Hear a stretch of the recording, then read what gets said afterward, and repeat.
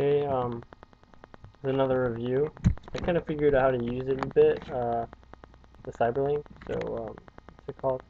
Maybe my other video didn't sound as loud as this one, but yes, it's another review, and this time it's Smallville, season 7. Especially, I've been watching Smallville since season 1, and so far it's been great. I still think the third one probably was the best.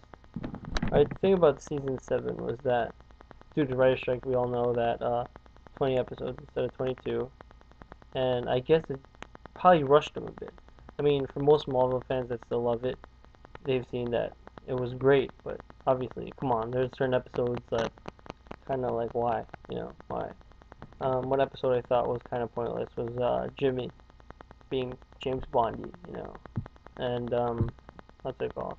Obviously, I don't mean, for this review, I'm gonna spoil.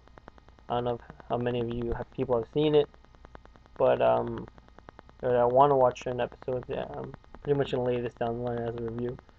The two best episodes probably were Descent and Arctic. For Descent, I mean Lex killing Lionel. Overall, that episode, there were scenes like the whole like Lex's henchman. Yeah, cut that out. I mean, the whole freezer thing. Yeah, it was so planned out fast. I mean, probably writers, because of strike, didn't get to fix up a lot of things. Maybe that was one of the things they didn't fix up. Introduction of Kara was pretty good, even though she didn't have much fair share in the whole season at all, disappearing on and off. I think the worst thing about the season overall was that because it was rushed the way it played out, there wasn't that many great episodes. Arctic, man, I remember just jumping in front of the TV when Lex found out that was one of the best scenes. I think the best thing about season 7 overall was the final scene in Descent, where they're standing at the graveyard. That in Smallville history, I think that depicts it. No dialogue. Can you believe that? That's the best scene. A lot of things play out. I mean, Black Canary comes in for an episode. Green Arrow comes back. But still, overall, yeah, the season could have been way better. Hopefully next season fill ins with that. And I mean, as Flex's final season, there could have been way much more with him. I mean, his descent and, his defining moments to the dark side were amazing, leading up to the fact that we found out about Clark's secret. But overall, special features side, there's movie episodes with Kara. There's good deleted scenes. There's a deleted scene I thought was great where they showed why Drell kept Clark in the fortress, as opposed to people wondering how the hell Bizarro came out, or Bizarro, why would he show up and Clark would just be locked up. They explained that in a delete scene. There's certain other good delete scenes that just given. So there's a lot. I mean, commentaries came back. I didn't even watch them yet. I'm reviewing this now. 2 commentaries which haven't been the other seasons. Previously I chose to get this on Blu-ray as opposed to DVD, just because it was Lex's final season.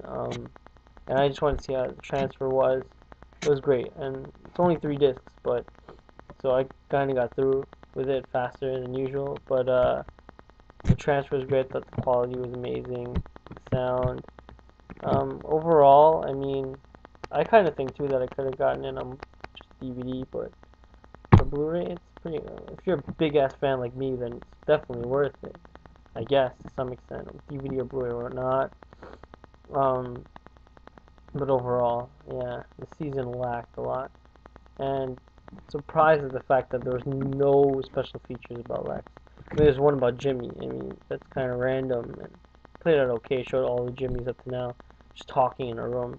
And there's a feature, of course, on Supergirl, but nothing for Lex, and I felt that that kind of was the biggest drawback whatsoever. So I'm just hoping that this season plays out well, especially with Lex gone, Lana who left. Come on, and Lana's been being a bitch, and I mean, overall, like, I guess it's fair that she left, but I don't know. It's been okay hockey season, I guess. And Pete's return. There you go. I can't believe I forgot that Pete's return. Pretty great episode too when Republic showed up. I think that's probably one of the other best episodes of the season. Overall, it was kind of laggy. There should have been way more involvement with the Kara. way more involvement with Brainiac. You know, I mean, he came back, which was great. I think he's the best villain up to date in Smallville series. His interpretation is amazing, but could have been way more with that. Kind of, I guess, this season in a way, Clark. It's kind of a season where he's just kind of sitting back. He does a lot, but not too much. He always questions it. There's a scene in also in Descent, he questions like that's all his fault. And there's several times in other episodes, I can't really remember exactly, but where he mentions a lot. He's just basically whining. But like, should he do something? Maybe they're right, blah blah blah, as opposed to what he does. And you know, the season, so no powers, no new powers. He doesn't fly. That's what anyone's thinking because Carter does. I don't know. The plot was kind of, yeah. With the Veritas thing too. Yeah. They had Patricia Swan. They killed her off in like an episode, kind of pointless in a way. Same thing with Jason Teague's dad, Edward. I don't know. Sketchy. That whole Veritas thing kind of sketchy.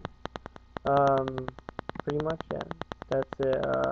I consider it's a definite watch, especially for those two. At least even those two episodes of Descent and Arctic. Well, still, Descent could have been way better. But especially for that defining moment. But overall, yeah, pretty much it. Later.